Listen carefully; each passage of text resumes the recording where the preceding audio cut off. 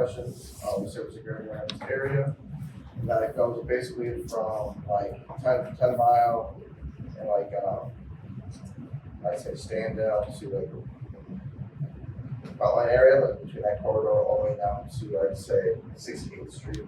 Just kind of like that big rectangle area is our main focus area. And just to keep efficiency going and to keep us be able to attend or help our clients at a time. Will you work outside of that area? Yeah, absolutely. It just depends on what exactly the scope of work would be, whatnot. So there's just my family here lives. My girlfriend Natalie, we've been together for 5 years, going on 6. Yeah, 5 years, going on 6.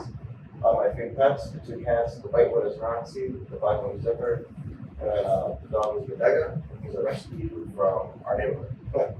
So, services I got to mention, we do lawn maintenance, which is basic lawn, seasonal cleanups, hardscaping, and snow pond are 4 main services we offer. And there's obviously a bunch of services that will fall underneath those as well, and other kind of one-off services that I did not mention, but it's kind of not as frequent. So here's a kind of an overscope of lawn maintenance and what it entails. Basically mowing, which is mowing, weed whipping, going off the grazing services, edging, weed control, just kind of anything that pertains to keeping the growth of the lawn at bay. It also covers fertilization and weed control, which basically helps enhance the grass's growth and appearance. It also suppresses weeds to keep it just a nice clean carpet. And also aeration or seeding is another main service that falls under lawn maintenance. That is essentially helping the lawn breathe, helping the roots of their ecosystem grow and sprout, and then you can sow new grass seeds to kind of essentially update the lawn, fill in bare spots, to kind of help enhance that dark green color that we're looking for. This is a property that I don't want to unfortunately service because it's a sofa house, but this one was one that was fully maintained by us. Did the aeration, overseeding, fertilization, weekly mowing, and this is the result you would get for like consistent maintenance. Here's an example of softscaping. Softscaping is essentially just things that are dirt and plants, something that's easier to what you kind of do, but to take it to the next level, you kind of want a professional aspect from it. You kind of understand what planters you're using, the soil is good to use, kind of things that are going to look better when you color your house. They're very specific kind of materials that like ground cover that you'll use with kind of rock, mold, sure it's going to be kind of just a nice bare dirt. Kind of, hone in on what that specific homeowner or business wants. Here's an example of hardscaping. And hardscaping is essentially just things that are built with pavers and bricks. These are structural things that can kind of help enhance the space, make it a little more formatted and easier to use, appearance to use. With retaining walls, it kind of helps assure that you cannot have parts of your yard kind of grade away from your home, or you want to kind of enhance an area. Essentially, like if you have a hill backyard, they can add more space to your backyard. A great tool to use would be that retaining wall. You kind of put the wall right here, and then you can kind of be able to build your grade of your backyard and kind of lift it up and give you an easier area to have like family time, just to use at an easier application. Seasonal cleanups are kind of how they sound. It's just seasons change, there's different kind of messes that have to be cleaned up, and that usually entails like leaves, sticks, acorns, walnuts, tree drops essentially. And being us in Michigan, we have a lot of coniferous and deciduous trees which drop a lot of debris each year.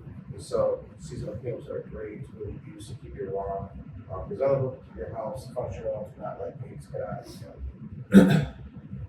So far, in the sense of what it sounds like, just keep everybody safe, be able to let people get to work, get to businesses and whatnot, to ensure that you have a safe route every single day to do what you need to do. The main key factors for us is just to be sure that we're tired with it. Everybody wants to be done by 7 to 8 hours. We try to abide by. Be sure that we're watching storms. Be sure we understand what the best types of service our clients are going to be. Which is a very important service for us to also be available for, as probably our most essential one, being that it's an emergency service basically. And so for us to be present every single day is very important for us. Our service areas, like I said, a great area, kind of went in on that. That'd be Grand Rapids, East Grand Rapids, Belmont, Rockford, Kentwood, Cascade, Fort Stones area. Specifically, what I'm trying to hone in on is Belmont, East Grand Rapids, Cascade, and Fort Stones. Kentwood as well. Obviously, all residential clients are welcome, but specifically I'm trying to grow our commercial side of the business. That usually does like warehouses, it'd be great to have schools, salons, medical facilities, and that'd be like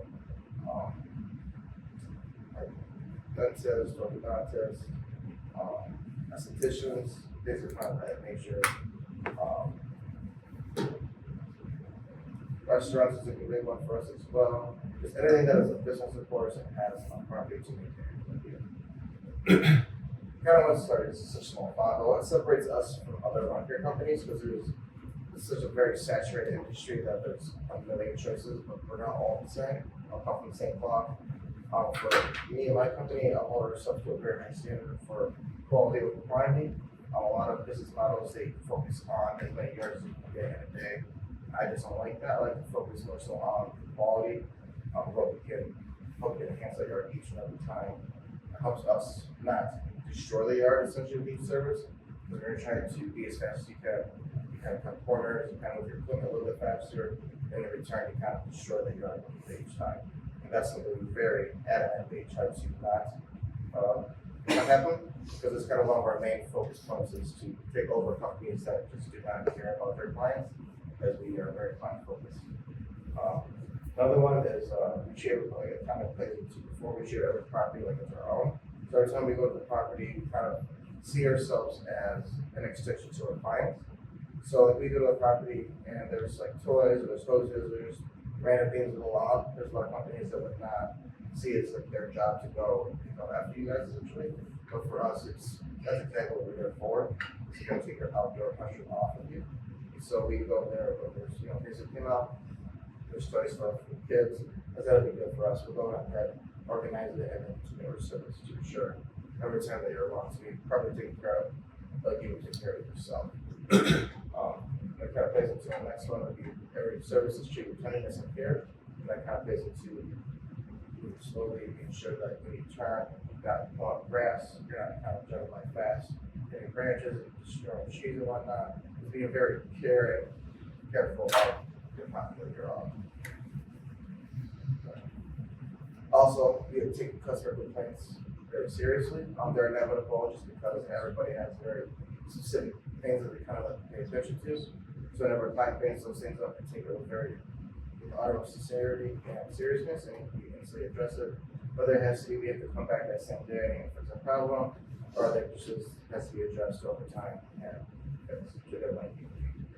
So some of these next pictures are just kind of like a scope of work. That's just kind of how you can see how we can enhance a property and what to look for in other properties that you don't see this in essentially, and that can help you understand how we can fill that void. This is just a nice home over there off of this lake that we maintain. Unfortunately, I do not do their seasonal cleanups, but I do their lawn maintenance.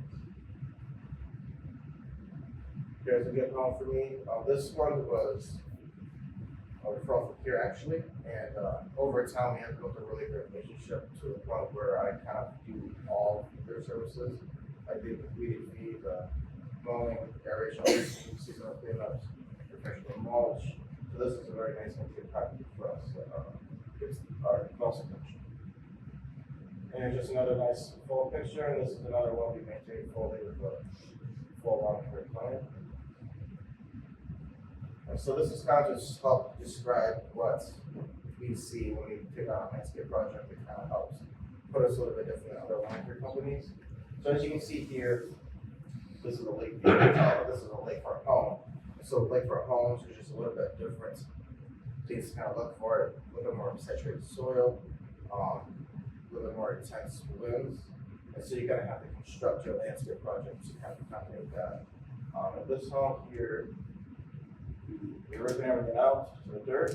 One of the biggest factors when it comes to the landscape install is the prep work.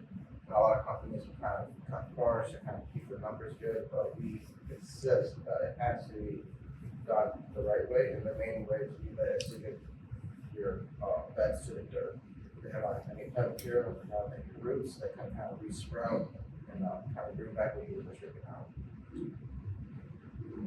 As you see here, there's some concrete area as well. And like I said, with this house, it was kind of a certain location where you had to be very strategic with how you plant things. I believe the house right here that we're facing with the steps is the west side, and so that kind of gets sun at the end of the day. And so right here you see you got some hydrangeas and junipers that get a good amount of sun. And then on the right side here, this gets a lot more sun, and so we have some boxes of love sun.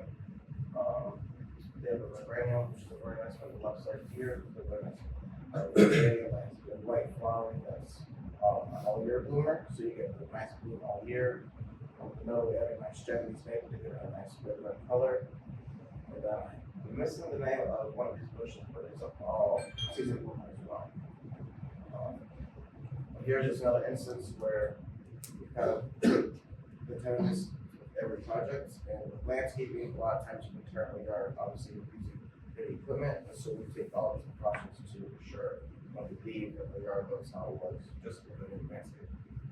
Here we're using a board to protect that grass, so this is just an overgrown area that just needs to be fresh. And this is a high sunny area, so you put a couple of junipers there, they're very sun-loving plants. As you can see, the turf here is wooded out with any tracks or any damage.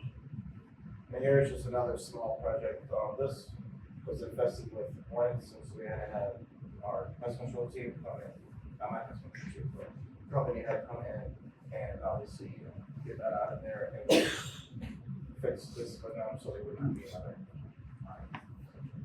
Just put a nice new covered brick with some nice new double. We got a nice fresh look. And here is another small project. They wanted a fireplace here to kind of help enhance their backyard. And this is a small area. And yeah, fireplace for them. Essentially, too, with the fire pit, there's a little bit more detail to it. You want to have a good base, make it nice down to about 12 or 14 inches to accommodate all of the soot and soil that's going to be built up over the next couple of years, for decades really. And here's another project where we came in, totally replaced it. This is just a deck that got ripped out, and we just wanted to kind of have a more closer, cleaner landscape instead of what we're looking for. So we just came in, ripped everything out. A couple months after, so you can see like the grass growth that was involved with it. Just kind of doing a nice brick border, also a nice 2 to 4 inch river rod. A couple of my branches to the right over there, you can see the sun. And we have a lot of that push over to the left, as you can see, it's a push shade area. That's right in front as well. And that's it.